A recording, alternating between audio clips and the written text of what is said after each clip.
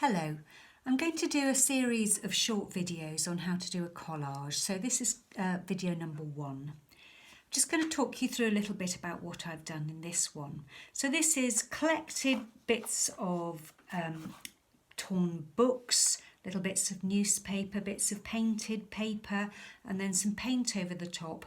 I've done a drawing of some plants that I found in hedgerows.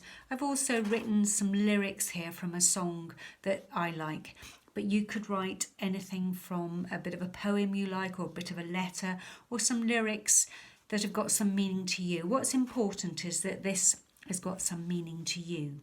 Now, collages can kind of look really chaotic and messy, so there's a number of things I've done on this one to calm it a little bit. First thing I've done is that I've used a very limited number of colours. So this is really just blues with a little bit of sandy colour, and then the black drawings and writing. The other thing is that all the bits of collage are actually put on a bit of a grid. They're not kind of going off in kind of chaotic angles. So both those things sort of calm something that could look a little bit messy. So I'm going to talk you through in this first video what to collect and how to start. Now, the paper I've used for the backing and for the painting is, I often used, you can use any kind of cartridge paper really, probably not photocopy paper, it's too thin. This is heavy duty lining paper that you can get from any DIY store or kind of shop like Wilko's. And you get a big roll of it for about £3 or £4, and it's meant for painting on. So I really like it, it's just great to use. Now, I've just collected here. So these ones are kind of blues, but you can go for any range of colours. I've collected here, I've just looked again in some newspapers, and I found a kind of green range of colours, which I thought, right, I'll try and do a bit of a greeny one this time.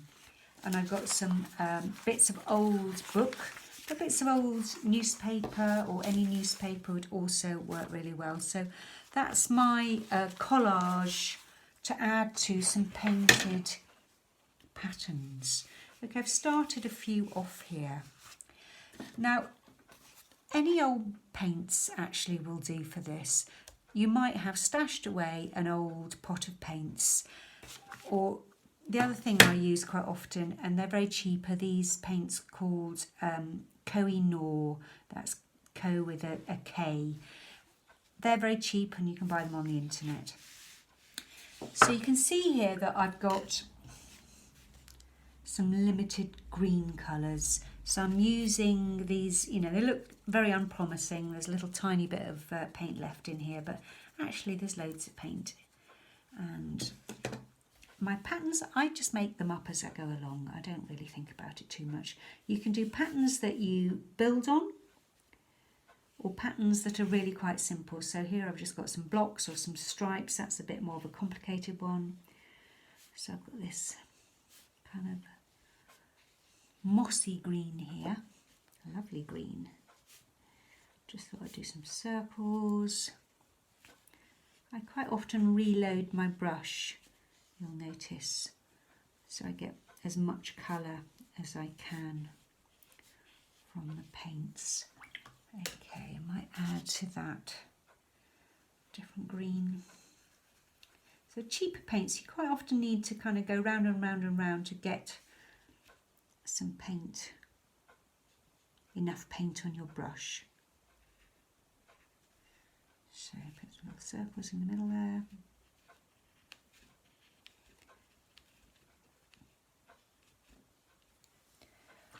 Right, now I might get another colour of green, nice sort of darky green there.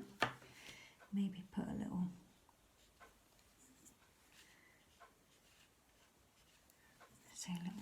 crisscross in the middle. So this is a building up a pattern. Okay, quite happy with that one. I might just also do a kind of block of green to add to my collage. So sometimes a plain colour also is going to look quite good.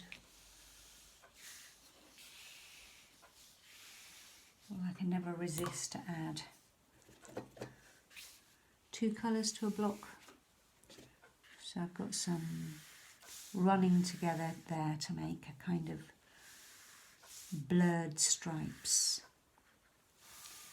Okay, these will need to dry now before I can start to build my collage, and I'll do that in video 2. So I'll see you then.